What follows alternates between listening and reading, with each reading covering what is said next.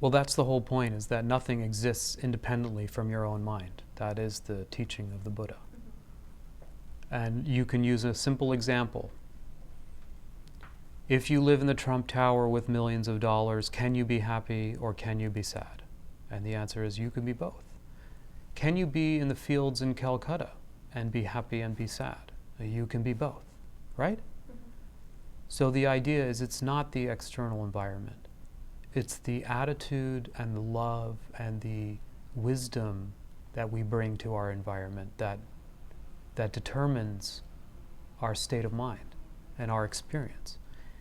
Another way I like to put it is, if you pop up at Times Square out of the subway and you just lost your job and you just had a breakup, you're going to pop out of the subway at Times Square and see a different Times Square, as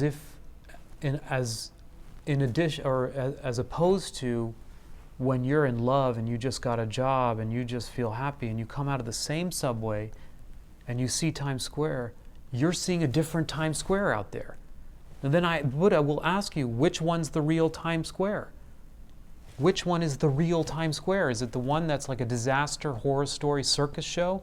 Or is it the one that's like luminant, bright, and happy, and spiritual, whatever? There is no Times Square out there. The only Times Square there is the one that's filtered through your subjectivity based on your state of mind. And that's the only Times Square that exists for you in that moment forever. That's the only one that's ever been there. If you are happy one day, you see the world one day. You're happy, you're sad another day, you see the world another day. It's all being filtered through your mind. Your mind is the single most important thing on the planet. And this is what the Buddha was saying, is like, how much time do we invest in cultivating our mind? If it's the single most important thing in determining our experience, how much time do you really invest in cultivating your mind? That is the word bhavana that we have translated as meditation. It means to cultivate. To cultivate your mind means to work it.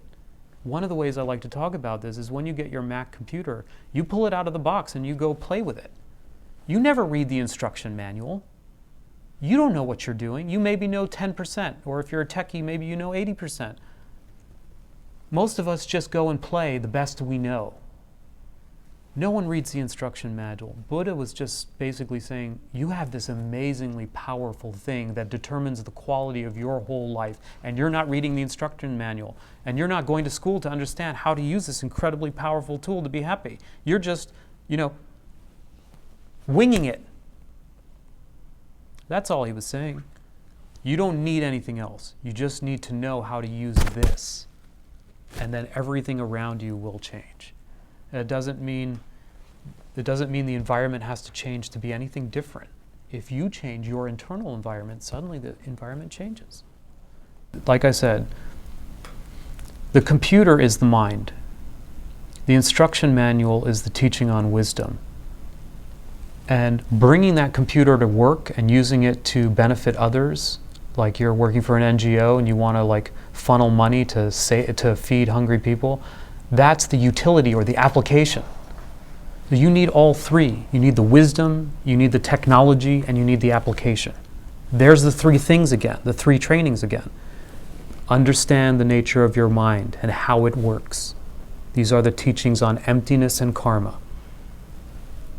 Have a practice, a daily practice of cultivation, bhavana, and have a place to apply it. This is the ethical lifestyle. How do you deal with your relationships? How do you deal with your family? How do you deal with your colleagues? How do you deal with your society? How do you deal with the globe, the environment?